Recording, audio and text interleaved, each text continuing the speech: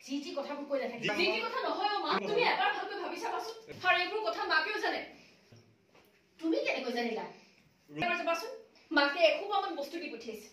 মাকে জীয়েকৰ ঘৰখনলৈ কিবা এটা দি পঠোৱাটো একো ডাঙৰ কথা নহয় কিন্তু এনেকৈ ঘৰখন ফালিবলৈ চেষ্টা কৰাটো কিন্তু ডাঙৰ কথা মা আজি বস্তু দি পঠিয়াইছে কাইলৈ সেই ৰুমটোতে ৰান্ধিবলৈ ল'ব তেতিয়া আমাৰ ঘৰখনৰ সন্মান ক'ত থাকিব এবাৰ ভাবি চাবাচোন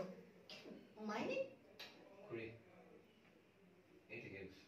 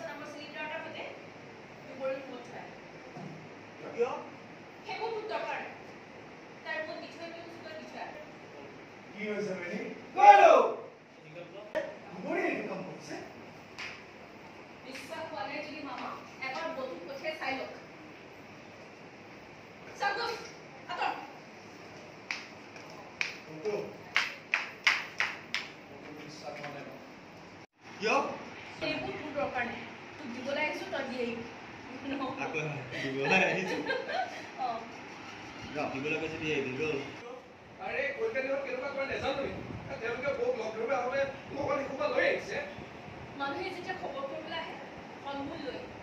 মিঠাই লৈ চাউলৰ দালি কিয় লাগিব বাৰু